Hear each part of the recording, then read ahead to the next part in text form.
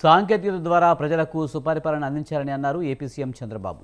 సచివాలయంలో data driven governance, పాలనలో technology, RTGS సమన్వయంతో మంత్రులు, అన్ని జిల్లా కలెక్టర్లు, ఉన్నతాధికారులతో ఆయన వీడియో కాన్ఫరెన్స్ నిర్వహించారు.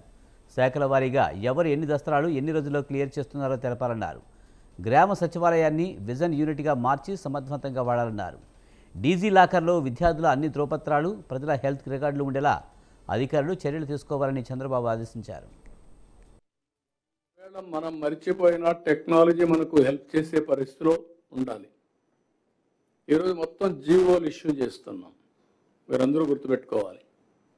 అదే మరి మెమోస్ ఉన్నాయి, జీవోస్ ఉన్నాయి, గైడ్ లైన్స్ ఉన్నాయి. కానీ కింది వాళ్ళు చేసే తప్పుల వల్ల ఆ ఫైల్స్ అన్నీ కూడా డిఫరెంట్గా బిల్డప్ చేసి ప్రెసిడెంట్స్ క్రియేట్ చేసి లిటిగేషన్ స్కోప్ ఇస్తున్నాం. ఈరోజు డాక్యుమెంటరీ ఎవిడెన్స్ కరెక్ట్గా ఉంటే, కరెక్ట్గా ఫైల్స్ అన్ని కానీ మనం క్లియర్ చేస్తే కోర్టులో ఎవరికి రిలీఫ్ రాకూడదు, లిటిగేషనే ఉండకూడదు. ఈరోజు గవర్నమెంట్ లిటిగేషన్ చూస్తే 60-70% litigation courts only government litigation, including chief secretary కూడా కోర్టుకు వెళ్ళాలి. ఆ పరిస్థితిలోకి వచ్చేసాం.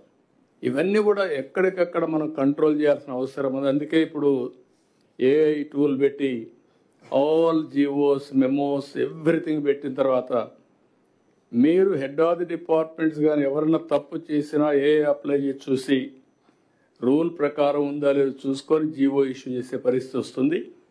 అది చేయగలిగితే లిటిగేషన్ ఇంకుండే పరిస్థితి రాదు. ఒకవేళ మనం మర్చిపోయిన టెక్నాలజీ మనకు హెల్ప్ చేసే పరిస్థితిలో ఉండాలి. ఈరోజు మొత్తం జీవోలు ఇష్యూ చేస్తున్నాం, మీరందరూ గుర్తుపెట్టుకోవాలి. మీ డిపార్ట్మెంట్కి సంబంధించినట్టు మీరు ఓనర్షిప్ తీసుకోవాల్సిన అవసరం ఉంది.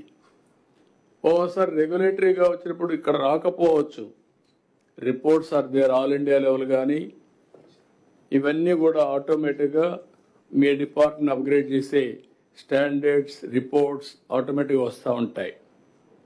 ఈరోజు ట్రాన్స్పోర్ట్ ఉంది, ఈ మధ్య యాక్సిడెంట్లు అవుతున్నాయి. యాక్సిడెంట్లు అయితే మనం మంది కాదని వదిలిపెడుతున్నాం, కరెక్ట్ కాదు. నిన్న మనం జరిగినట్టు ఏంటివి, కర్నూలులో జరిగిన బస్ ఫైరింగ్ కాలిపోయింది. కానీ ఆ బస్ ఎక్కడిది, ఆంధ్ర మనిషి, ఒరిస్సాలో registration, operation Hyderabad to Bengaluru. Incident జరిగింది కర్నూలు, లొకేషన్ ఆంధ్ర. ఇప్పుడు గవర్నమెంట్ ఆఫ్ ఇండియాలో ఒక పాలసీ ఏంటంటే ఆల్ ఇండియా పర్మిట్స్ వాళ్ళు ఇస్తారు. ఆల్ ఇండియా పర్మిట్స్ ఇచ్చినప్పుడు కొన్ని స్టేట్స్లో చాలా కాస్ట్ ఎఫెక్టివ్గా రిజిస్ట్రేషన్ చేస్తున్నారు. వాళ్ళు ఎప్పుడైతే చాలా ఫీజు తక్కువ ఉందో అందరూ అక్కడ మీరు రిజిస్ట్రేషన్ చేసుకుని దేశమంతా ఆపరేట్ చేస్తున్నారు. ఆ రాష్ట్రం రెగ్యులేట్ చేయడం లేదు. Is it not our response to bring to the government of India notice? That is where ఒక public policy government of India చేసినా మనం చేసినా దాని ఇంపాక్ట్ ఏంటి, రెగ్యులేట్ చేస్తున్నామా లేదా, పాలసీ చేసి వదిలిపెట్టడం కాదు. ఇన్సిడెంట్ జరిగితే ఒక ఇన్సిడెంట్ అడ్రస్ చేయడం కాదు, ఒక రెస్పాన్సివ్ బాధ్యత ప్రతి ఒక్కరు తీసుకోవాల్సిన అవసరం ఉంది. మీ డిపార్ట్మెంట్కి సంబంధించి కనీసం స్టూడెంట్ అనేవాడు ఒక వారం రోజులు, ఒక 10 రోజులు ఎంఆర్ఓ తిరుగుతూ ఉండాలి. తహసీల్దార్ ఆఫీస్కర్ తిరగాలి, ఇప్పుడు ఎంఆర్ఓ ఆఫీస్కర్ తిరగాలి. Is it necessary? అందుకే ఇక్కడ డిజీ లాకర్ వచ్చింది. అవసరమైతే ప్రతి ఒక్కరికి గవర్నమెంట్ ఆఫ్ ఇండియా కూడా ఒక లాకర్ క్రియేట్ చేసి మనం కూడా క్రియేట్ చేస్తాం. డిజీ లాకర్లో వాళ్ళ రికార్డ్స్ అన్ని పెడితే ఎక్కడికి పోయినా హెల్త్ రికార్డు, ప్రాపర్టీ రికార్డ్స్ అన్నీ అక్కడ పెట్టుకుంటారు. ఆధార్ అథెంటికేషన్ పెడతాం, వాళ్ళే చూసుకునే పరిస్థితి వస్తుంది. డాక్టర్ దగ్గరికి పోతే నెంబర్ ఇస్తే ఆటోమేటిక్ హెల్త్ రికార్డ్ చూసుకుని ట్రీట్మెంట్ ఇస్తారు. పర్సనల్ హెల్త్ గోప్యంగా ఉంటుంది కాబట్టి ఇలాంటివి ఏరియాస్ తీసుకున్నాం. ఇక్కడ నేను మిమ్మల్ని కోరేది ఈ మీటింగ్లో మీ డిపార్ట్మెంట్కి ఏం వర్తిస్తుందో ఆలోచించడం, ఓవరాల్గా కాన్సెప్ట్ అర్థం చేసుకోవడం. కాన్సెప్ట్ని అర్థం చేసుకుంటే మీరు కూడా వాల్యూ అడిషన్ ఇవ్వాలంటే ఇవ్వచ్చు.